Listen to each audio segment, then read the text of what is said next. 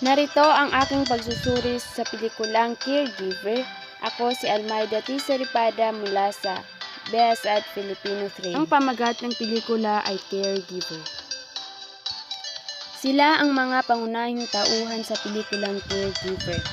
Sharon Cuneta bilang Sara Gonzales, isang guro sa Pilipinas na nakipagsapalaran sa pagiging isang caregiver sa London. Masunuring asawa at mayroong isang anak. Si John Estrada bilang Teddy Gonzales, asawa ni Sara na nagtatrabaho bilang nurse aide sa London.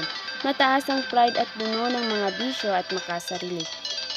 Rica Peralejo bilang Karen, isang kaibigan at katrabaho ni Sara sa London na siyang naging susi at nagrekomenda kay Sara para makapagtrabaho bilang isang caregiver. Si John Manalo bilang Paul Gonzales, ang anak ni Sara na naiwan sa Pilipinas. At si Makisig Morales bilang Sin, batang nagnakaw ng pagkain, may katigasan ng ulo at mahilig sa bansag ulo, ngunit di kalaunan ay ito ang naging dahilan upang maibsan ang pangungulila ni Sara sa kanyang anak. Si Mikey Perez bilang Julia, nakababatang kapatid ni Sara sa Pilipinas na tumutulong mag-alaga ng kanilang matandang ina at tiyahin ni Paulo. Lotlot de Leon bilang Betty, isang ina ni Alvin at tiyahin ni Paulo sa Pilipinas na bungangera. Saul Richin bilang Mr. Morgan, isang matandang mayaman na inaalagaan ni Sara. Napakasungit sa umpisa ngunit napalambot ni Sara ang pusong nalulumbay kaya hindi nagtagal ay naging magkaibigan ang dalawa. Matthew Rutherford bilang David Morgan, ang anak ni Mr. Morgan na siyang nakipag-usap kay Sara para alagaan ang kanyang ama. And si Aaron Villaflor bilang Alvin, pinsan ni Paulo na naging kasabay tuwing uuwi ng bahay.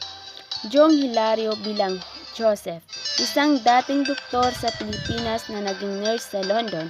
Ang kanyang asawa ay si Karen na kaibigan ni Sara. At ang huli ay si Anita Linda bilang Lola, ang inaalagaan na lola ni Sara.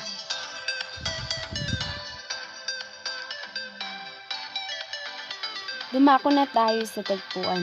Ang pinakamagandang tagpo na nangyari ay nang umuwi na si Sharon o si Sara at nakita ulit sila ng kanyang pamilya. Nakayulong itong mga tagpuan dahil nadadala ang mga manunood na alam nila ang pakiramdam ng pagkamis at pagkasabik mo sa iyong minamahal sa buhay. Dumako na tayo sa pagsusuri sa paksa. Ang pelikulang ito ay nagbigay diin sa pakikipagsapalaran ng ating mga kababayan upang mabigyang magandang buhay o kinabukasan ang mga minamahal sa bayang pansamantalang iniwan. Ito ay patungkol sa mga OFWs o Overseas Filipino Workers na nagtitiis sa mga hirap na nararanasan nila at sa patuloy na pagkayod para sa ikabubuti o kapakanan ng kani-kanilang pamilya. Isa pa na pagtutuunan din ang transformasyon ng mga individual tungo sa ikauunlad o ikababagsak ng kanilang pagkatao. Una sa parte ni Sara, mula sa nakasanayan niyang pagsunod sa bawat kagustuhan ng kanyang asawa, ay nabago niya ang takbo ng kanyang buhay. Malaya siyang nakapagpapasya para sa alam niyang mas makabubuti sa buhay niya. Sa kabilang banda, mula sa nagsimulang determinasyon gumanda ang buhay, naipakita ni Teddy ang isang nakakabiglang pagbabago at ito ay ang desisyon niyang sumuko na sa trabahong sa tingin niya ay hindi naman karapat-dapat sa kanya. Bukod pa rito, natalakay rin ang mga katangian ng isang tunay na Pilipino. Isa sa mga ito ay buong pusong pagbibigay serbisyo, pagtulong sa abot ng makakaya, paggalang sa kapwa at higit sa lahat ang pagkamit sa tamang paniniwala o pagsulong sa tamang prinsipyo. Ang paksa ay masasabing tunay at matapat. Sa pelikula, ipinakikita ang realidad ng buhay sa kabila ng mga paghihirap at problemang kinakaharap. Ang pamumuhay ni Sara at Teddy sa United Kingdom sa kabila ng matinding pagtitiis sa hirap. Ang pagsasakripisyo ni Sara para sa pamilya lalong-lalo na sa kanyang anak na si Pau. Ang pagpupursigi ng iba pang pangunahing tauhan sa trabaho sa UK at ang pagharap ng bawat karakter sa mga problemang dumadagsa sa kanilang buhay ay ilan sa mga katibayan na ito ay naging tunay at matapat na paksa. Ngayon dumako naman tayo sa buod ng pelikula. Tipikal na istorya ng isang Pilipinang may ambisyon para sa pamilya ang papel ni Sarah. Dahil sa hangarin niyang matulungan ang asawang si Teddy, ay nag-aral siyang ng kursong caregiving at naging isa sa 150,000 OFWs na nagtatrabaho sa United Kingdom. Magkasama nilang iniwan sa Pilipinas ang anak na si Paulo na binilhan niya ng writer coat, kalakip ang pangakong pag-iipunan niya ng pamasahe nito upang makasama nila sa London. Hindi ang oportunidad sa makapagtrabaho lamang ng ibang bansa ang naging katuparan ng mga pangarap ni Sarah. Bumigat ang pagtitimbang sa maraming bagay. Kaalinsunod nito ang mga pagbabago sa kanyang pagkatao.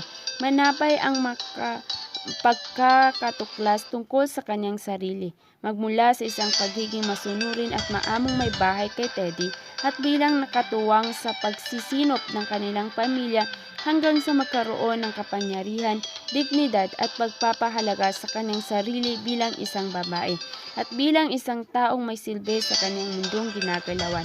Makalipas ang sigla at kasabikan na makatapak sa London, nagsimulang matikman ni Sarah ang lahat ng uri ng paghamon na siya ring pinagdaanan ng lahat ng mga OFW sa kanilang araw-araw na pamumuhay sa ibang bansa. Ang kakaibang lamig ng klima, ang hirap ng pakikitungo sa samut-saring ugali ng mga nakakasalamuhang tao, at ang kalbaryo ng sukdulang pagtitiis sa pag-aalaga sa isang may sakit. Kinaulaunan ay namuo ang mga tensyon sa banyagang lugar na kanyang kinasasadlakan sa relasyon nila bilang mag-asawa ni Teddy at sa kanyang ginagampanang tungkulin. Ngunit sa gitna ng unos ay pinanatili ni Sarah ang pagiging matatag at may nag-uumapaw na pag-uunawa. Higit sa lahat, ang dedikasyon at determinasyong mapagtagumpayan ang piniling larangan. Narito ang mga ilan sa mga dulog sa pelikula. Paglalapat ng tsorang realismo. Makatotohanan ang mga pangyayari sa pelikula dahil alam naman nating posible na nangyayari ito sa totoong buhay at mga caregiver ang makaka-relate dito. Ang issue dito ay ang paglayo at pag-iwan sa mga anak para mag-alaga ng anak ng iba na nangyayari ngayon sa kasalukuyan. Makikita rin dito ang feminismo, kung saan si Sarah ay tudok-kayod at kaya niya magtrabaho. At makikita din dito ang romantisismo tungkol kay Teddy at si Sarah. Ang magiging pansariling paninindigan ko rito ay ang maging matatag, masakripisyo, matapang sa lahat ng mga pagsubok na aking pagdadaanan upang makamit ko ang pangarap ko para sa aking sarili at para sa aking pamilya. At ang aking personal na mensahe ay kahit gaano natin kagusto ang ating pangarap, kung ang ating sariling pamilya ang masisira, ay mas mabuting isipin kung ano yung mas makakabuti sa lahat. Kung ang pamilya, kung para sa sarili, mas mabuting piliin ang pamilya dahil sa huli, hindi ka rin magiging masaya kung ikaw lang mag-isa na nasira ang iyong pamilya. Ang aking reaksyon sa pelikulang ito ay nakaka-proud kasi damang-dama mo yung pagmamahal ng isang ina para sa kanyang anak at damang-dama mo rin yung mga emosyong pinapakita ng bawat karakter sa pelikula. Kaya bilang mga anak, nararapat lang sa atin na unawain at mahalin ang ating mga magulang at sundin ang kanilang mga sinasabi sa atin dahil lahat ng magulang ay ang kagustuhan lamang ay ang maging maligaya at maging magbuti ang buhay ng kanilang mga anak. Hanggang dito na lamang po ang aking pagsusuri. Maraming salamat.